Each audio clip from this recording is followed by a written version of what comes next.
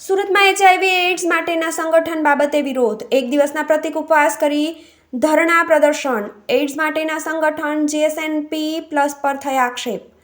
અનેક લોકો ગળામાં પ્લેકાર્ડ લટકાવી વિરોધ પર ઉતરી આવ્યા। GSNP+ નોન પ્રોફિટ સંગઠન હતું, જેને પ્રોફિટ સંગઠન બનાવ્યા હોવાના આક્ષેપ। GSNP+માં ફંડ ફાળા ઉઘરાવી ભ્રષ્ટાચાર થયાના આક્ષેપ। એઇડ્સ પીડિત લોકોને સવલતો પૂરી મળતી નથી। જો માંગ નહીં સ્વીકારાય તો ગાંધી ચિંધ્યા માર્ગે આંદોલન શરૂ રહેશે। જી, તમારું નામ? મારું નામ ઘનશ્યામ પટેલ છે। હું સુરત જિલ્લાના એચઆઈવી સંગઠનના લોકોનો બોર્ડ મેમ્બર છું। સંગઠન છે NSP+, એનો બોર્ડ મેમ્બર છું। અને ગુજરાતનું જે સ્ટેટ લેવલનું નેટવર્ક છે GSNP+, એટલે કે Gujarat state network of people living with HIV AIDS, એનો ફાઉન્ડર મેમ્બર છું।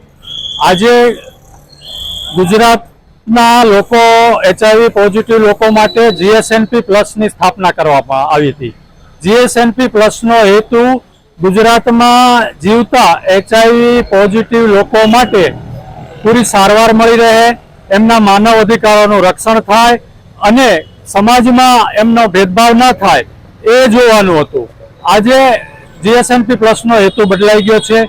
આજે GSNP+માં પ્રોજેક્ટ ચાલે છે, એમાં પ્રોજેક્ટમાં કોઈ પારદર્શકતા નથી। નોન પ્રોફિટ ઓર્ગેનાઇઝેશનને પ્રોફિટ ઓર્ગેનાઇઝેશન બનાવી દીધું છે।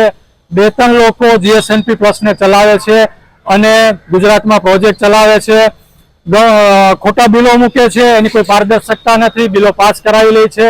તો મારી મીડિયાને પણ અપીલ છે, આ અમારો મેસેજ છેક ગુજરાત ગાંધીનગર સુધી જાય, દિલ્હી સુધી જાય અને ગુજરાતના જે જિલ્લા કક્ષાનું સંગઠન છે, રાજ્ય કક્ષાનું સંગઠન છે, એમાં પારદર્શકતા આવે અને પૂરી પારદર્શકતાથી કામ થાય।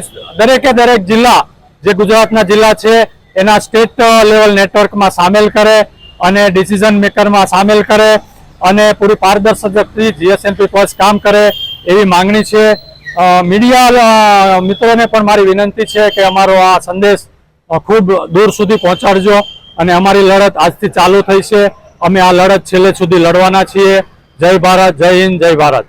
Arvind Rathod, GTV news, Surat.